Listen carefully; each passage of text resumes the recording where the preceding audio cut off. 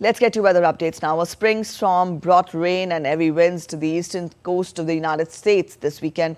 Strong winds and falling trees left thousands without power in southeastern U.S. Charleston on Sunday. Heavy rain in the region dumped 3.63 inches of water, setting a new one-day rainfall record. The storm headed north along the eastern coast and combined with a different weather disturbance over the Great Lakes, increasing the risk of flooding and damage.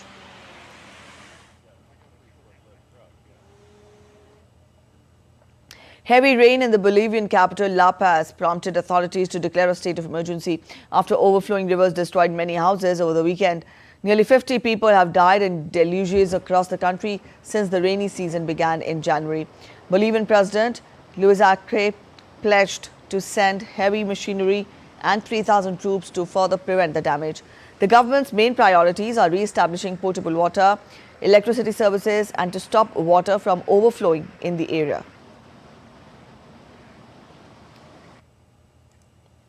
Days of torrential rain triggered floods and landslides in Indonesia's province of West Sumatra, killing at least 19 in the havoc. Indonesia's rescue agency is hunting for those missing, with 150 rescuers drafted into the effort, hampered by blocked roads following the landslides. More rain is expected in the next few days. Authorities warn of further damage from floods and landslides.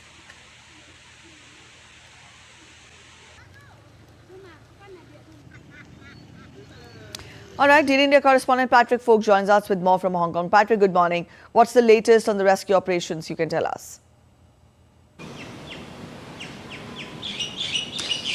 Well, the search for potential survivors continues. As you mentioned, there are about 150 personnel involved on Sunday. Officials have said that the death toll has now risen to 21 people, and there are still 6 people that remain missing. So there is a lot of work to be done, and crucially, a bit of a race against time to try and find some of those survivors right now. We are told that some of the flooding has receded today following days of heavy rain, so that should help some of the recovery operations. But we are talking about a very mountainous terrain that the rescuers are having to deal with, and we have been seeing images of rescuers lifting bodies by hand off the side of some very muddy surfaces across several hills. So it is very difficult indeed for them to deal with. One of the questions that's also being raised right now is how much of this has been caused, or how much of this has been made worse by deforestation. Deforestation occurs in West Sumatra mainly for pulp plantations. So that is something that no doubt a lot of people will be asking questions about now as well.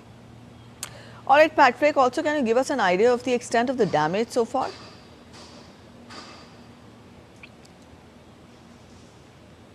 Yeah, well, look, the bulk of the damage appears to have been caused by mud and rocks and uprooted trees that were hit by the landslide and then collapsed the banks of a river in Pesisir Selatan. You know, landslides are common in this part of Indonesia, across much of Indonesia, as a matter of fact. But again, the question is how much of this was made worse by deforestation.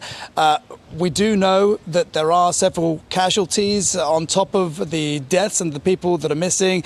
Those could possibly rise as these rescue efforts continue.